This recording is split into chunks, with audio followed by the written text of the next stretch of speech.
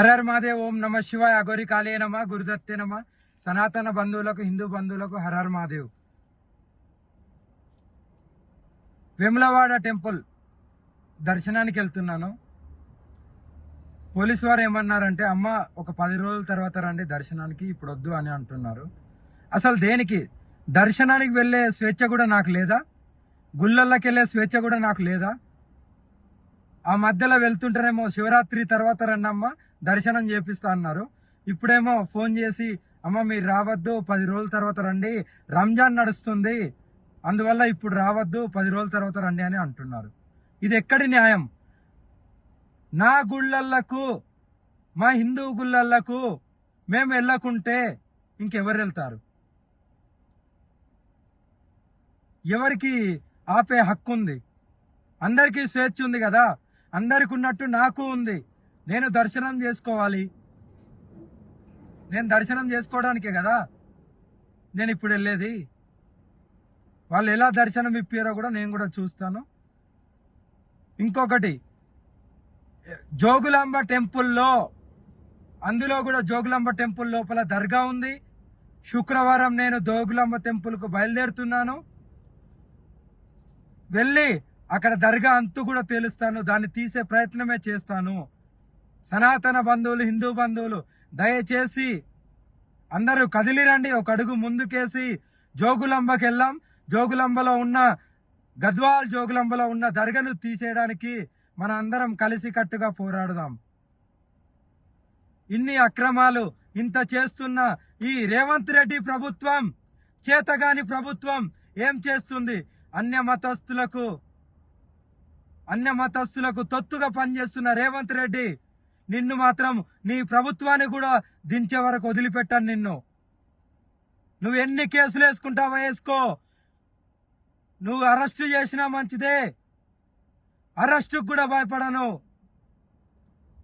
నిన్ను, నీ ప్రభుత్వాన్ని సర్వనాశనం చేసే వరకు నేను ఊరుకునేదే లేదు. నువ్వు అన్య మతస్థుల తొత్తుగా పనిచేస్తున్నావు. వాళ్ళ సభలకెళ్తూ వాళ్లకు డబ్బులు ఇస్తూ, వాళ్ళకు ఫండ్స్ ఇస్తూ నువ్వు చేసేటి తెలియదు అనుకుంటున్నావా రేవంత్ రెడ్డి? 5 సంవత్సరాల ప్రభుత్వం కావచ్చు నీది, కానీ శాశ్వతంగా ఉండేది మేమే, మా హిందూ బంధువులే, మా సనాతన బంధువులే. వాళ్లకు తొత్తుగా పనిచేస్తూ ఓటు బ్యాంకు గురించి నువ్వు నడిపే కుట్ర రాజకీయాలు తెలియదు అనుకోకు. నువ్వెందుకు మాట్లాడతలేవు దర్గాల గురించి? అసెంబ్లీలో ఇప్పుడు ఎందుకు మాట్లాడతలేవు ఈ దర్గాల గురించి? అన్య మతస్థుల తొత్తుగా బతుకుతున్నావా ఏంటి నువ్వు? నిన్ను నీ ప్రభుత్వాన్ని దించే వరకు నేను ఏం చేస్తానో చూడు. రేవంత్ రెడ్డి నిన్ను ఊరుకునేదే లేదు. ఎంత దూరమైనా వెళ్తాను. ఇప్పుడు నీ ప్రభుత్వం ఉందని నువ్వు కేసులు పెట్టియచ్చు, అరెస్టులు చేపియచ్చు, కానీ వాటికి భయపడేది లేదు. నేను జైల్లో ఉన్నా ఒకటే, అడవులలో ఉన్నా ఒకటే, శ్మశానాలలో ఉన్నా ఒకటే, హిమాలయస్లో ఉన్నా ఒకటే, ఎక్కడున్నా నాకు అంత ఏం ఫరక్ పడదు. కానీ నిన్ను మాత్రం వదిలిపెట్టేది లేదు. వీటి మీద స్పందించు. ఇప్పటికైనా ఈ దర్గాల మీద స్పందించు. వేములవాడ దర్గా మీద, జోగులాంబలో ఉన్న దర్గా మీద స్పందించి నువ్వు మాట్లాడు, సభలో మాట్లాడు. లేదంటే నీకు కఠినమైన చర్యలు తీసుకోవాల్సి వస్తుంది నీ మీద. నీ ప్రభుత్వానికి కూల్చివేత త్వరలోనే నాతోనే అవుతుంది, నేనే చేస్తాను. నీకు దిక్కున్నది చేసుకో, నీకు చేతనైంది చేసుకో. దయచేసి చెప్తున్న హిందూ బంధువులారా, సనాతన బంధువులారా, అందరికీ స్వేచ్ఛ ఉంది, అందరూ గుళ్ళల్లోకి వెళ్ళొచ్చు. నేను కూడా ఇప్పుడు వేములవాడ వెళ్తున్నాను. దర్శనం ఎందుకు ఇప్పియారో చూస్తాను. నన్ను అడిగే హక్కు, నన్ను ఆపే హక్కు ఎవరికీ లేదు. నేను కూడా ఒక మనిషినే కదా, నేను ఒక మానవున్నే కదా. ఒక ఆడపిల్ల స్వయంగా ఇలా వచ్చి పోరాడుతున్నా అంటే ఇప్పుడిప్పుడే అందరు హిందూ బంధువులు అందరూ కదులుతున్నారు, కదిలి తీరుతున్నారు.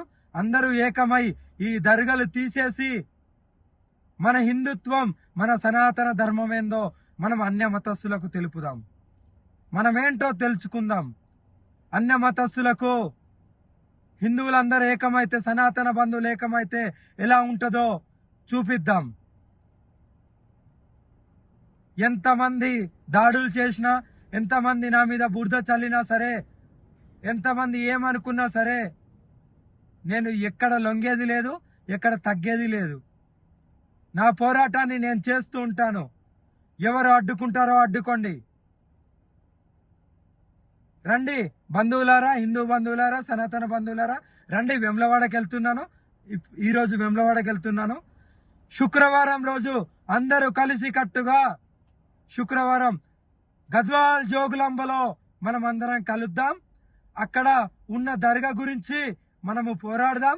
దాన్ని తీసే ప్రయత్నం చేద్దాం. తీసి వేయాలి కూడా.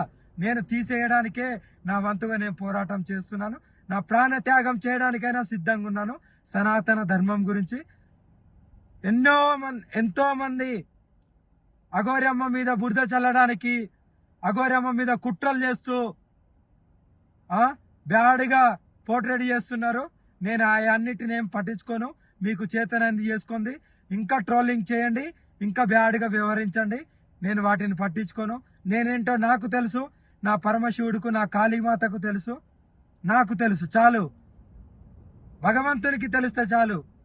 అన్య మతస్థులకో, ట్రోలింగ్ చేసే వాళ్ళకో తెలియాల్సిన అవసరం లేదు. నా హిందూ బంధువులకు తెలిస్తే చాలు. నన్ను స్వయంగా నమ్మే వాళ్ళకు తెలిస్తే. మరిన్ని వీడియోస్ కోసం ఛానల్ ని సబ్స్క్రైబ్ చేయండి. లేటెస్ట్ అప్డేట్స్ కోసం వాట్సాప్ ఛానల్ ని ఫాలో అవ్వండి. ఆ లింక్ డిస్క్రిప్షన్ లో ఉంది.